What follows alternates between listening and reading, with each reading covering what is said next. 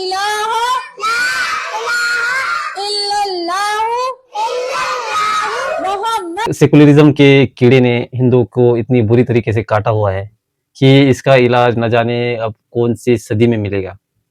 जी हाँ, आपने social media पे कल से वायरल होते हुए ये 2 वीडियो को आपने देखा होगा, जहाँ पे ये जो पहला वीडियो है, वो देख के सच में मतलब दिमाग घूम जाता है कि क्या ही हो रहा है। और वो भी जहाँ पे जो हमारे मासूम बच्चे, मासूम जो छोटी-छोटी बच्चियाँ ये जो सीख रहे और अध्ययन कर रहे, उनके ऊपर ये किस तरह का विचार और ये किस तरह की जो संस्कृति है वो थोपी जा रही है। आप पहले तो ये वीडियो देखिए और वीडियो पूरा देखना। मैं आपको बता सकता हूँ कि ये वीडियो देख के आपकी भी आँखें खुली रह जाएँगी, क्योंकि हमें जो बताया जाता है और असल में जो होता है उसमें ज़मीन आसमान का फ़र्क होता है। आप पहले तो ये वीडियो देख लीजिए। आप सभी को मेरा आदाब और सुप्रभात। आज मैं आपके सामने इस्लाम के मुकद्दस महीने रमजान के बारे में अपने जज्बात पेश करना चाहती हूँ। आशा करती हूँ कि आप सभी लोग मुझे ध्यानपूर्वक सुनेंगे। रमजान केवल एक महीना नहीं, बल्कि यह हिंदू की पाकीज़गी, तज़किया नफ्स और इबादत का सुनहरा दौर है। यह महीना हमें सब्र, शुक्र, एहतराम और इंसानियत की तालीम देता है। रमजान दिलों को नूर से भर देता है और गुनाहों को मग़फ़िरत से ढक देता है। रमजान में रखा जाने वाला रोजा हमें सिखाता है कि असली ताकत अपने नफ्स पर काबू पाने पर होती है। यह केवल भूख प्यास सहने का नाम नहीं, बल्कि अपने किरदार को संभालने का नाम है। इस पाक महीने में कुरान शरीफ का नुज़ूल हुआ, जो हमें हक, इंसाफ और सच्चाई का रास्ता दिखाता है। रमजान वह आईना है जिसमें इंसान अपनी रूह की सूरत देखता है। रमजान का अहम पहलू है कि ज़कात, सदका और खिदमत एक खल्क़। यह महीना हमें याद दिलाता है कि समाज में कोई भूखा या मायूस न रहे। असली दौलत माल नहीं, बल्कि रहमदिल है। रमजान की रातों में तरावी हर वो काम जिससे अल्लाह ताला खुश होता है उसे क्या कहते हैं? इबादत कहते हैं। तो इबादत कहते हैं दिवाली मनाने से अल्लाह खुश होगा? अच्छा, होली खेलने से अल्लाह खुश होगा? किसी गैर कौम की त्योहार मनाने से अल्लाह ताला नाराज होगा कि खुश होगा? नाराज होगा। और खुश कौन होगा? शैतान खुश होगा। और शैतान तो चाहता है ना कि अल्लाह की इबादत और इताअत से मोड़ करके, हटा करके तुमको किसी गैर की तरफ लगा दे, है कि नहीं है? कि जहां भी आप काफिरों को पाओ वहां उनका कत्ल करो।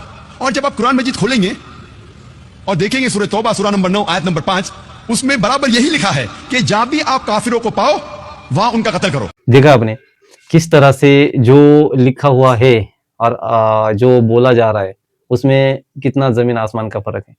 हमारे जो स्कूल से, हिंदू स्कूल से, वहाँ पे सिखाया जा रहा है कि सभी धर्म एक समान है और सारे ही अच्छे हैं, लेकिन उनके स्कूल में या उनके मदरसा में ये सिखाया जा रहा है कि आप दूसरे के त्योहार नहीं मना सकते। अगर आपने त्योहार मनाए तो हम पर अल्लाह नाराज हो जाएगा।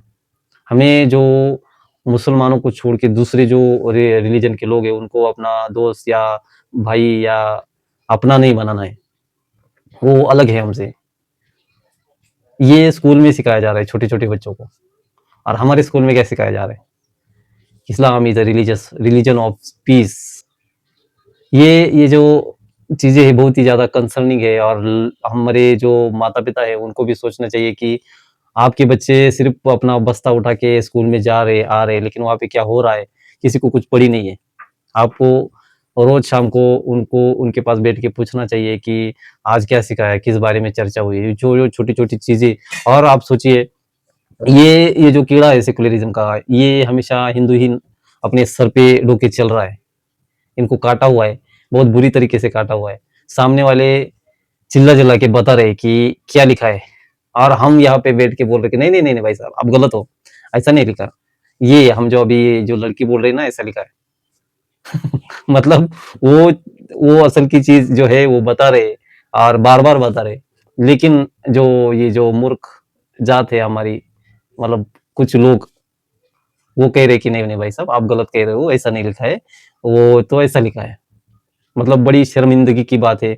और इनके माँ बाप जो होंगे उनको भी सोचना होगा कि आप बच्चों को, और ये जो उनके मन के ऊपर जो ये जो चीजें जो होंगी छपी जाएगी कि उसको फिर आप सही करते फिरिए। आगे आने वाले वक्त में जब लड़कियां बड़ी होंगी तो वो तो एग्री नहीं करेंगी, असल में जो रियलिटी है उससे एग्री नहीं करेंगी। और ये बड़ी कंसर्निंग बात है। दूसरा एक वीडियो है दिल्ली के स्कूल का है, जहाँ पे वो मैडम जी, मतलब अब क्या ही बोले। यही पहले तो आप वीडियो देख ली। इलाहा इल्लल्लाहु मोहम्मद रसूलुल्लाह। उर्दू में तर्जुमा। अल्लाह के सिवा कोई माबूद नहीं, मोहम्मद सल्लल्लाहु अलैहि वसल्लम अल्लाह के रसूल हैं। तर्जुमा in English, there is no God except Allah, prophet Mohammed सल्लल्लाहु अलैहि वसल्लम इज द। यही चीज अगर किसी मदरसे में सिखाई जाए हनुमान चालीसा के बारे में, क्या ऐसा संभव है? नहीं संभव, ऐसा कभी नहीं हो सकता।